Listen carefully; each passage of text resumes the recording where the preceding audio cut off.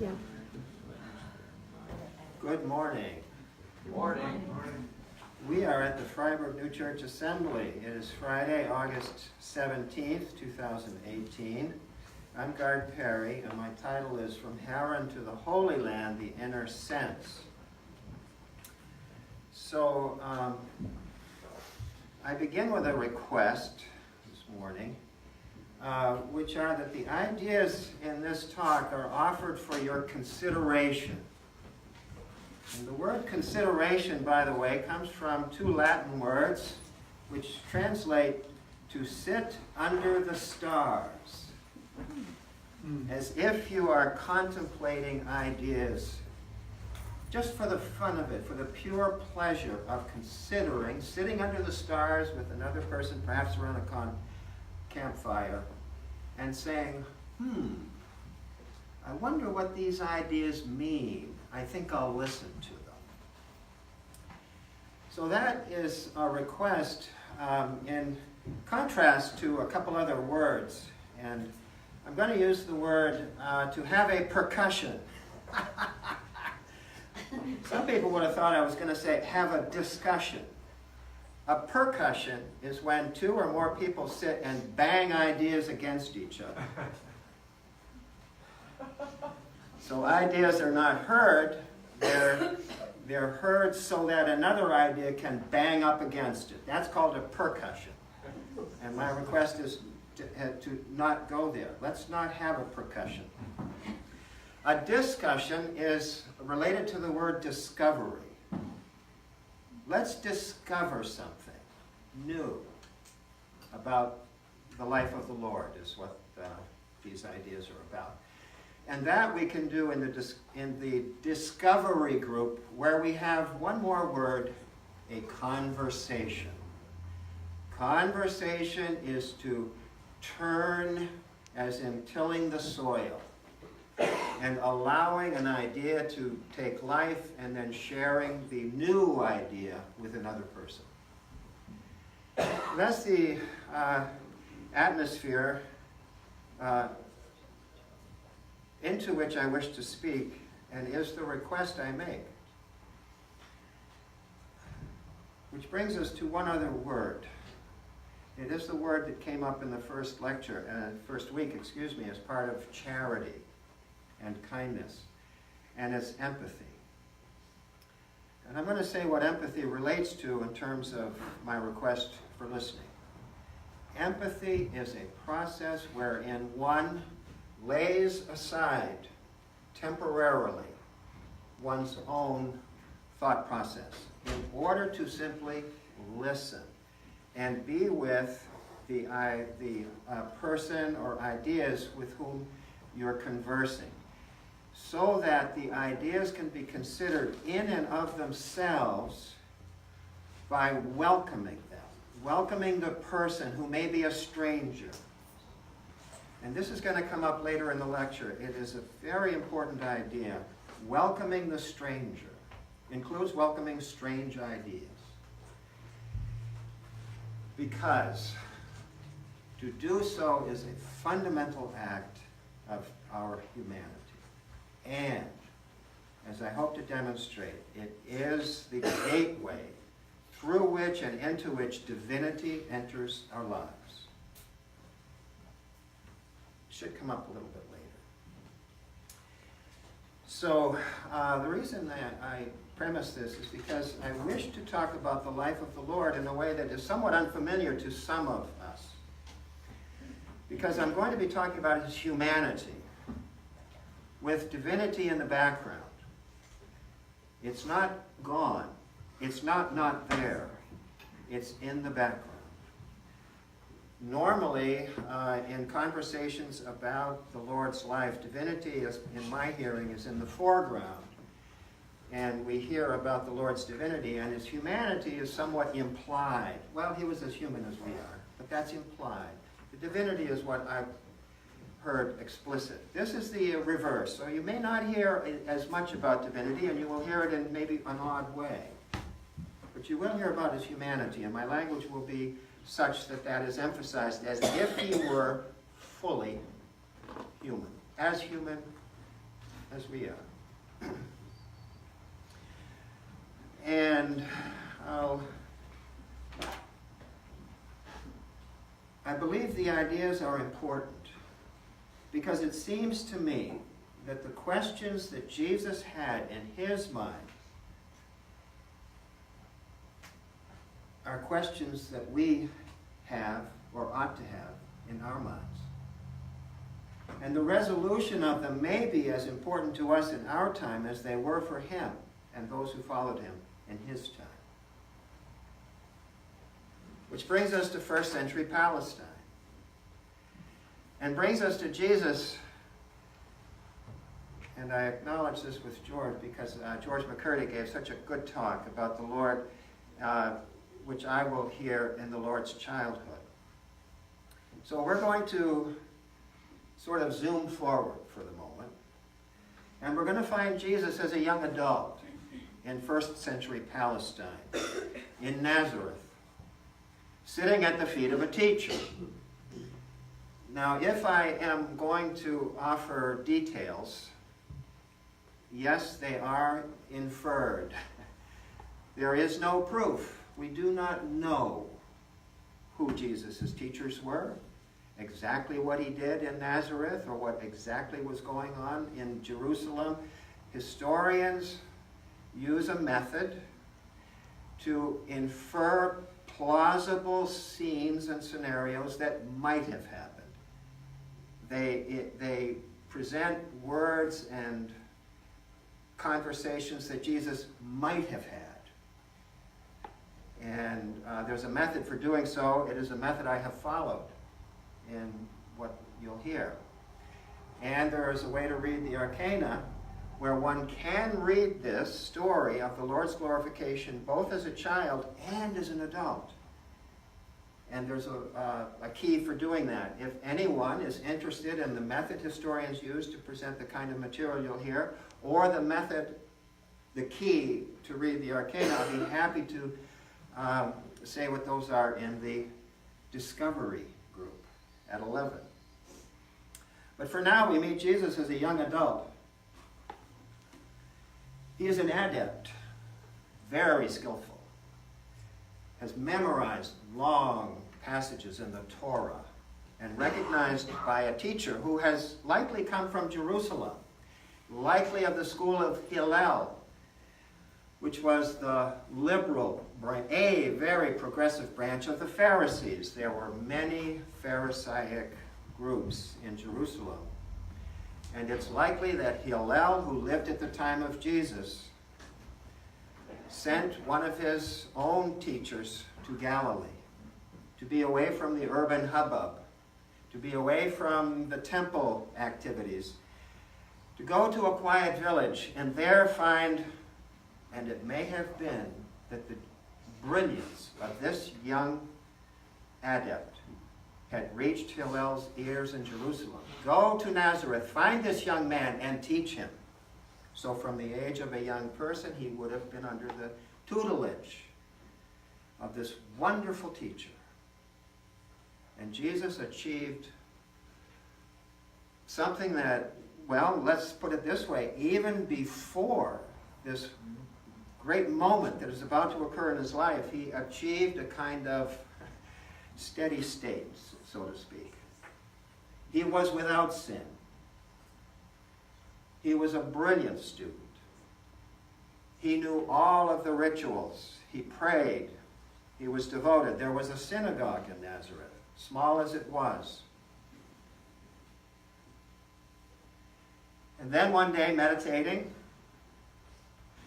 his heart opened magnificently, brilliantly, in a way that none of us could possibly imagine what that must have been like.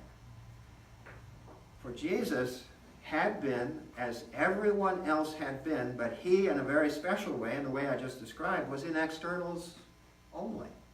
His internals, in this way of reading, by the way, so asking for your patience, his internals had not yet opened. He is the first person, if we read the Arcana in this way, certainly in the Near East, the ancient Near East, whose internal person opened. And it was God. God's self was Jesus' internal person. And for the moment, this young man saw as God saw, felt as God felt, and was stunned. He, and this is his humanity, at that moment did not know what to do with that. That was a problem. That was the problem he needed to solve. So what I'd like to do now, I'd like to tell you how we solved the problem in this, I'd like to convey what I've learned about how this problem was solved, how he addressed it, what he had to learn, and what the result was. And I'd like to get to the fundamental question that he had in his mind. It is generally read as his temptation. Temptation simply is another Latin word, tentatio, which means to stretch and pull apart. He was stretched with this question. He did not know the answer. I think it's a question for us as well today. And we'll look at what he did come back. Okay, we'll look at how he solved this problem, and I'll tell you what his question about that was. Well, the first thing was, and this comes with the story of Lot. So what I'm going to do very briefly is go through the characters and what part of Jesus's, and of course this is but this is a different level, so I want to be extremely respectful. Jesus was as human as we are, and divinity was with him in a way that it was not and is not in any other human being. That is the teaching of the new church, and it is one that I hold by. So when I talk about his humanity, this divinity is now in the background. It's there.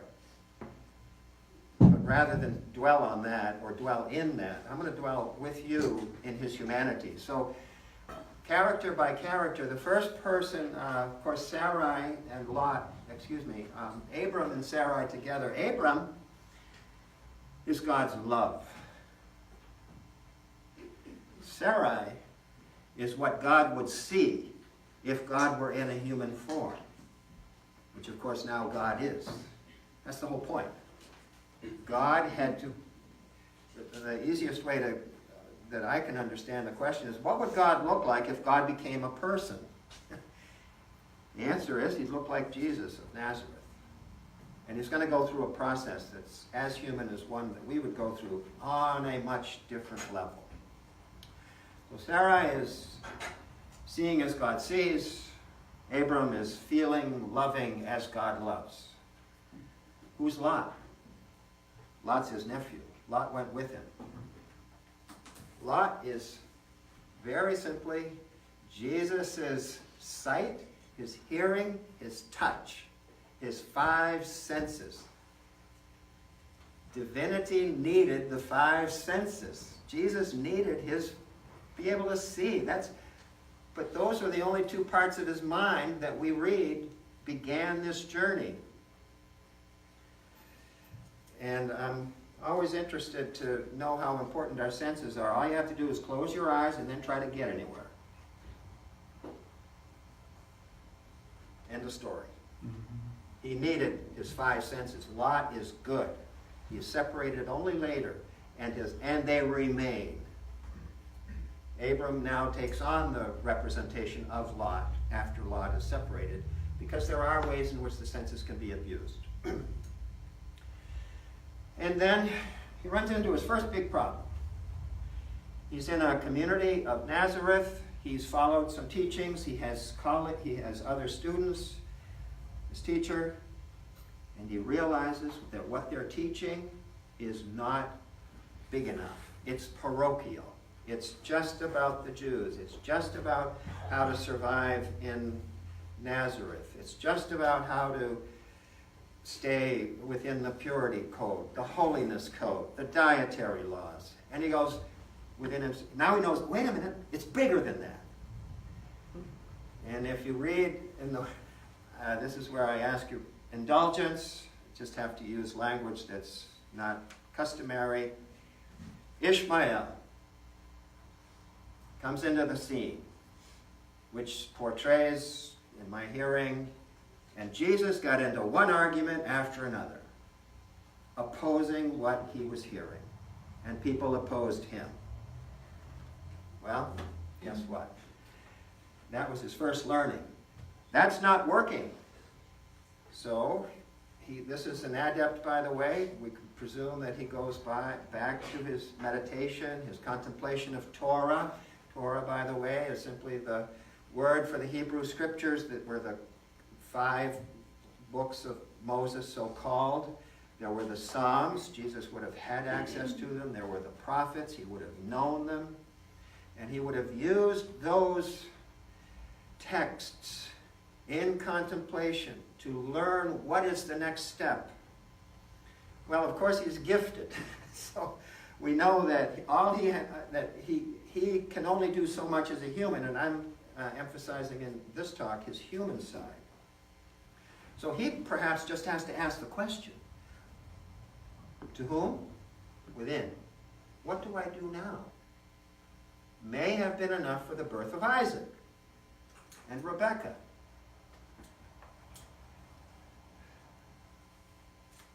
New level. Talked about empathy. Ishmael represented Jesus' ability to relate to the people in his immediate surroundings, face to face. He must have made progress with them. Things settled down a little bit, and his own mind was able to contemplate the next phase of his development, which he knew must be coming, because he felt love for the whole human race. That was Abram. And yet he's sitting in Nazareth. How is this going to work? He might have asked. Birth of Isaac is the solution to that.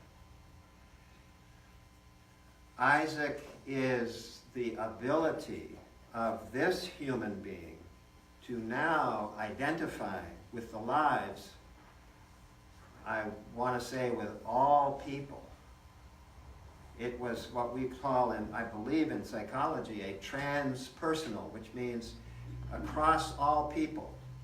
And presumably, this would include now, he could see the lives, relate to directly in an intuitive way, the lives of the people right around him, the lives of the people now in the entire Holy Land.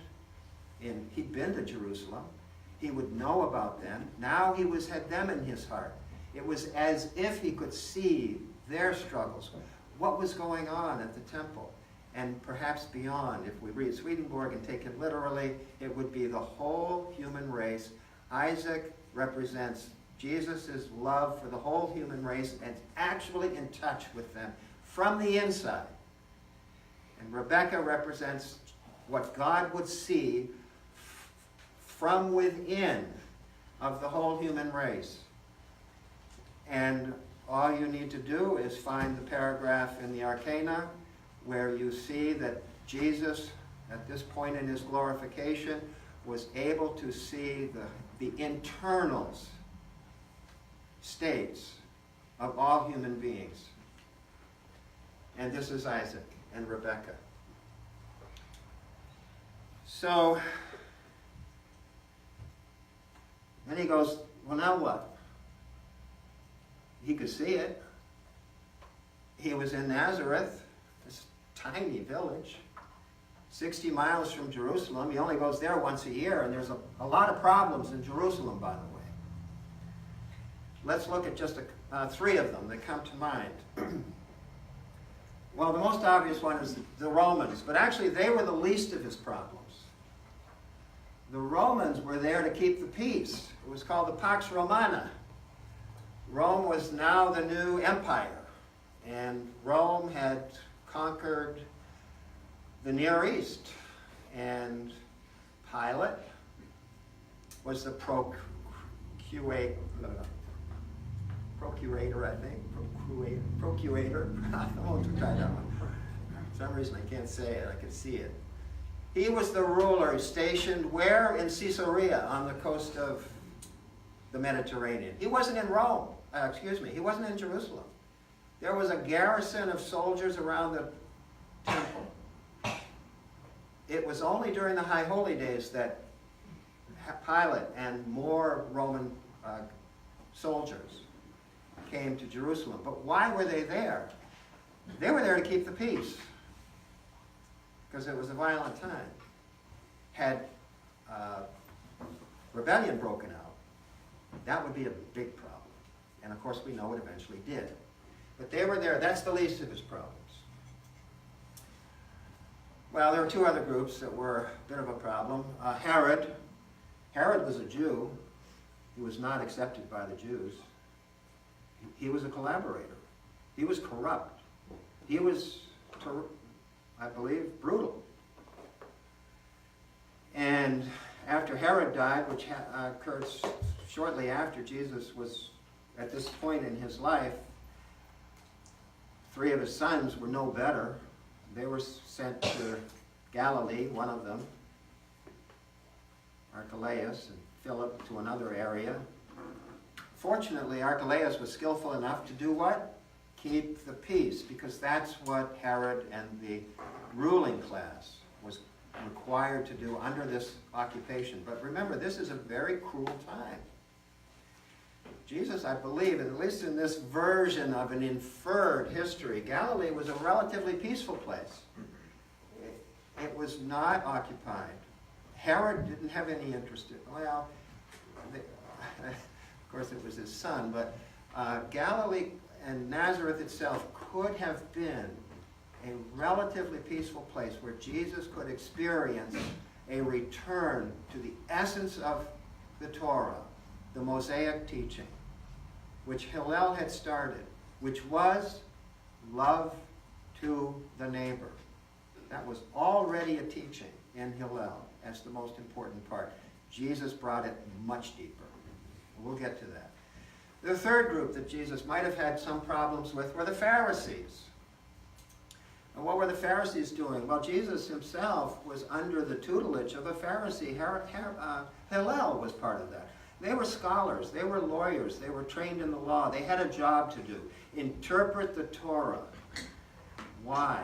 What was their main reason for, at this time, for interpreting the Torah? I'm not going to take questions right now, but I'm going to ask you to think, well, what was it? Now, what were they doing? What was so important about this holiness code? Why was the dietary law so strict? Why was cleanliness so important and not being defiled? Well, it's the converse of keeping the peace, is the way I understand it. Keeping the peace was from an external point of view by use of arms, by force. Herod collaborated and did the same. But the Pharisees were looking from the inside. They were looking at what can we do? How can we live so that God will save us? Jehovah, God, he's abandoned us. Why? We must have sinned. Therefore, they're going through the Torah line by line. Where did we go wrong? And they wound up having 626 extra rules, thinking that if they stayed within this very strict way of living, without sin, God would come to save them from the Roman rule. And that's what the Pharisees were doing. My version of it, but historically it's roughly in line with what historians think they know about this time. And Jesus was aware of that. But Hillel was on the progressive side of things. He wanted to go deeper into the Torah and find out, well, maybe there's another way. And that's where Jesus comes in again, and the birth of Jacob. So we've got Jesus sitting in Nazareth. What next? Become a teacher and find your students and begin to teach them. Jacob is the formation of a community around Jesus, perhaps beginning in Nazareth, where he now having gone through 2 levels, let's call it, as a young adult of development, with his inner life open to God, and now he's in touch from within with the human race, including those who are next to him, and now he's asked, let's just say, find people to teach and begin to form a community around you, perhaps right where you are in Galilee. What shall I teach them? You might have asked. Now this is where things get interesting.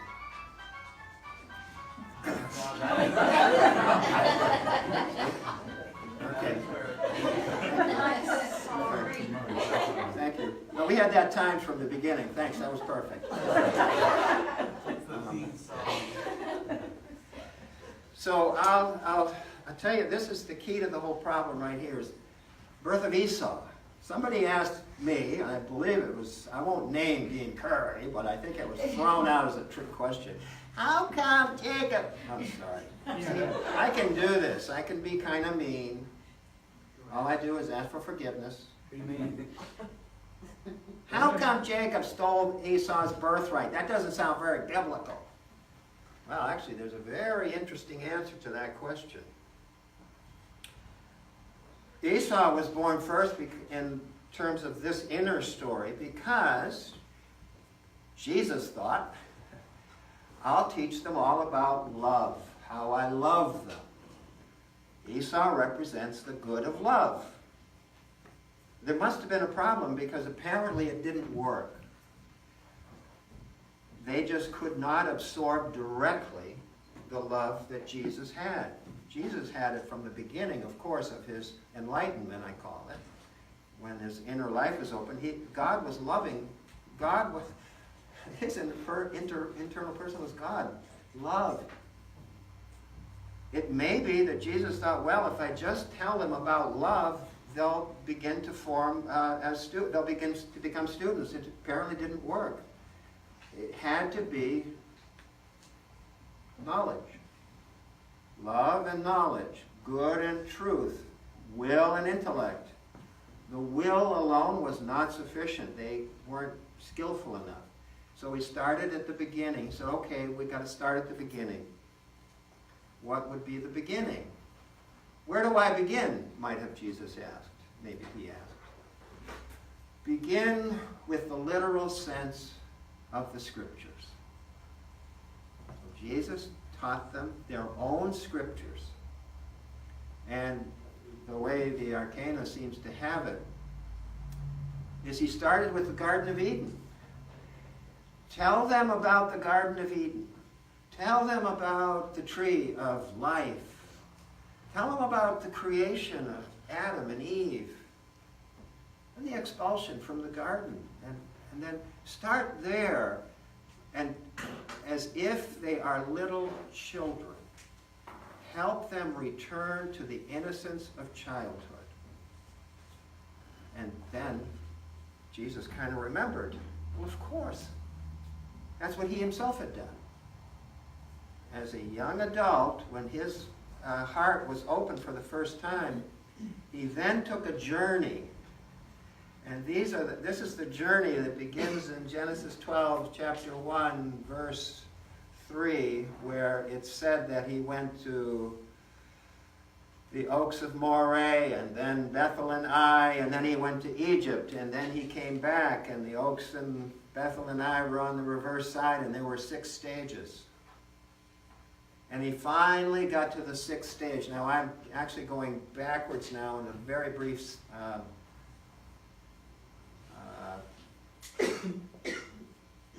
reference to Abram. This was Abram's journey. He's an adult, Jesus is. He goes 6 stages. Guess where the 6th stage is? In the innocence of infancy. Jesus went back through what he learned as an adolescent, back through what he had learned as a youth, back through what he had learned from Torah and from his teachers as a child, and finally, and this is right in the text, finally, he reached the state of the innocence he had when he was an infant. Jesus was infant-like.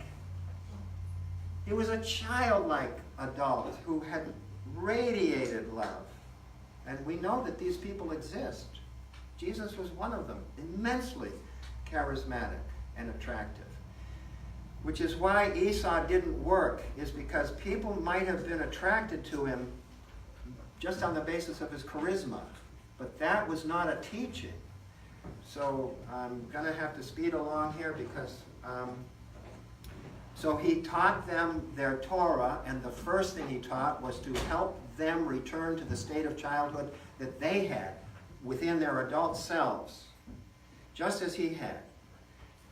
And he taught them to love one another at a much deeper level. And the reason that's significant is because the reason that is significant can be seen when we recall what the Pharisees were teaching. They were teaching, observe the law to the minutest detail. Don't vary from what the Torah says about purity and what the Pharisees are teaching, which would be kind of like this. Jesus, well, of course, he learned that's not going to work. He had compassion for them. He knew they were doing it to bring God into Israel. God needed to come to Israel, into their lives to save them. That was what his teaching was. He was the Savior. And his teaching was to this group of people sitting around him, we're going to study Torah, we're going to learn to become childlike, and we are going to create a community of love for the neighbor, just as it's taught. And your neighbor is the person who's sitting next to you. And we are going to become a community of love. And Jesus was the teacher.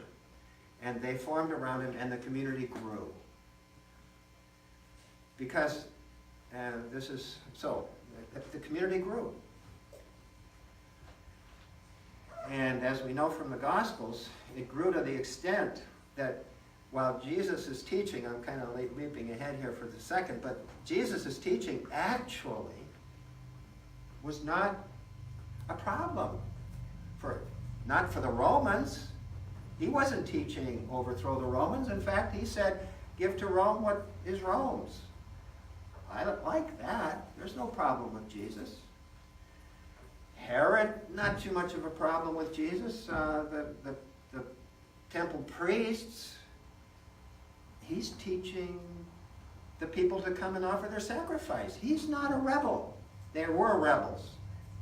He wasn't one of them. So Jesus' teaching was not a problem. What was the problem?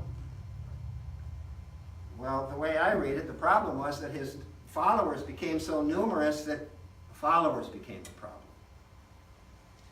And that is what happened toward the end of the story, and is eventually why Jesus was arrested, because it was not because his teaching was so controversial per se, it's that the followers had become so numerous that they became a powerful force that Pilate could not ignore. And of course, neither could the priesthood or the ruling class. But I'm ahead of the story in that point. Let's look at his teaching. Why were people attracted to it? Well, apparently it worked.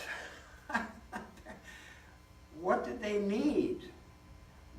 They needed something in the short term, the way I look at it, or the way the history seems to unfold.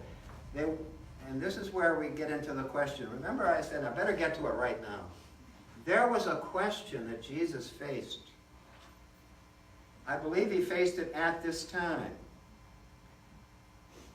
And I think it's a question that we face in our own day.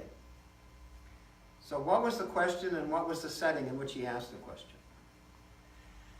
The setting was as a teacher to these students, to a growing group of followers who are practicing now a new kind of love. that was operational. It wasn't in terms of following a ritual form. It was in terms of welcoming the stranger,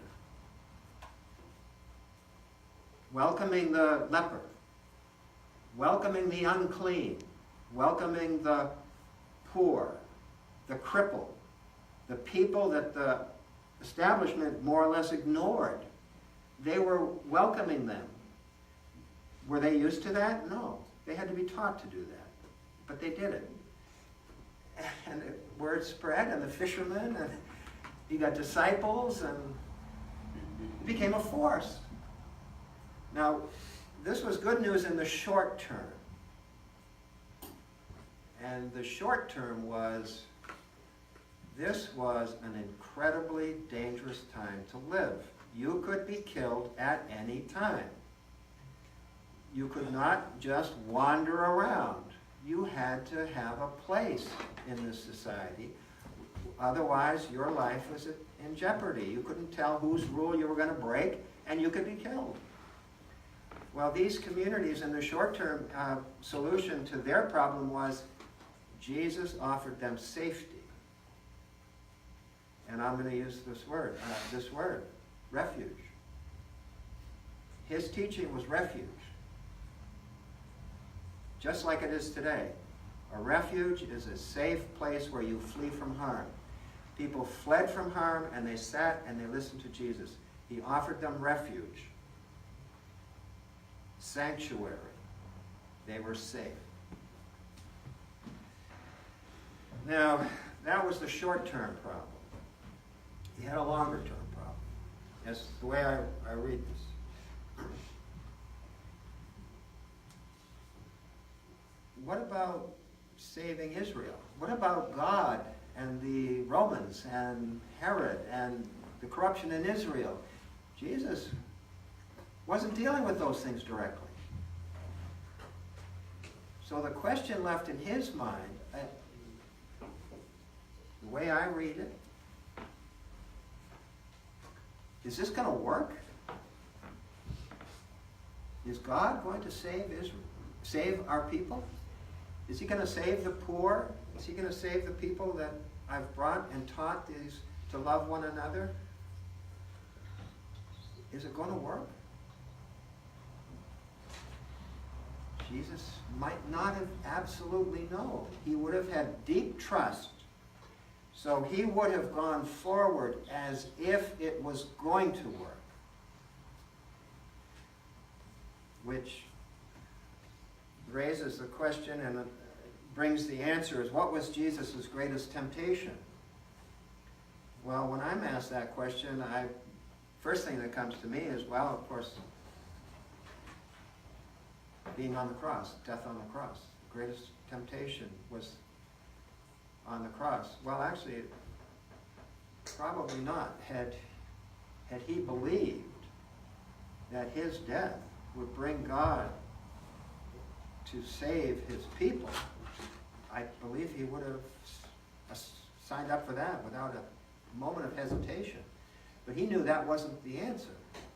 He knew that the only solution, the only way, in his view, now this is Jesus' view, that God could come back and save his people is if God returned to the true teaching, the core of Torah, which was, in Jesus' words, love God, love the neighbor. And he had a radically new way to teach that. So with that, that's as far as I can go given our time. So what I'd like to do, though, is ask you if that was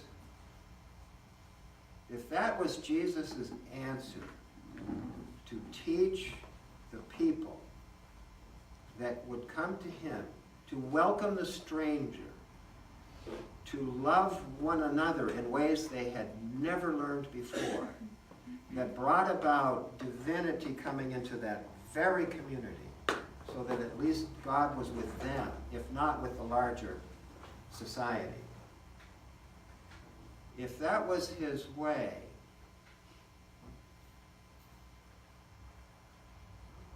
how could that possibly bring divinity into A, that community, and then B, the larger group? So what I like to do, and just for a moment, just a couple of minutes, talk to the person next to you. How can that work? Would it work? How does that work? Think about that just for a moment, even if you don't talk to your neighbor, but think about that. How can that work? What about that? How can that be powerful enough? That must have been his question. All right, I'll take answers to that question now. Any ideas? Any response to what you've heard? Nancy. Well, if our Lord died on the cross and rose from the dead and visited his people and ascended to heaven and imparted himself in love in the power of the Holy Spirit, it could infiltrate our hearts if we open to that possibility. That's all. That's very interesting. That's good. Thank you. That's very sincere. So we have 5 minutes. We have a discussion group after the second lecture, and I can go into more detail if anyone has any questions about this historical view. It's an inferred, somewhat suggested. It's not, can't prove that anything that was said is true, but it could have happened. My, there's silence. Okay, well, we've got another hand. I like to ponder the Jewish history leading up to the coming of the Savior. As we all know, Ezekiel 37 talks about a resurrection, doesn't it? Do you know this? Ezekiel 37. It talks about the dry bones and covering it with the skin, breathing life into it. And just before the coming of the Savior was the Maccabees story. How they fought so for their identity and their civilization. Right. They fought against the Syrians. It was Antiochus, the king of Syria, who That's interesting. just heckled them to beat the band. And then he was called away. Antiochus was called back just by some other conflict at home, and the Maccabees survived. So in contemplating the struggles of the Jews from the ancient world, who were the chosen people, I think that it's healthy and valuable to look at their struggles. We all know what happened. Not all the Jews rejected Jesus. Nicodemus was one of the significant ones who, and so many others accepted him. Who else would be there to accept the baptism of John the Baptist and so on? So as time goes on, the Jews suffered enormously as the Christian era came. But what about those Jews that did not persecute and did believe? Right. Just simple. That's good. That's nice. Thank you. A little bit of history there. Sam.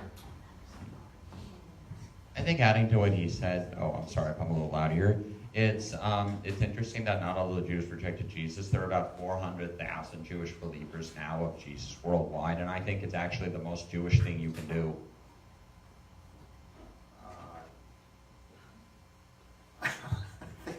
Not sure I heard that. 400,000 Jewish believers in Jesus worldwide. Okay, all right. I would have thought there were more than that, but that's okay. Jesus, of course, Jesus was, as we say, a Jew. Very, very loyal. Born, educated, and died as a Jew within Judaism.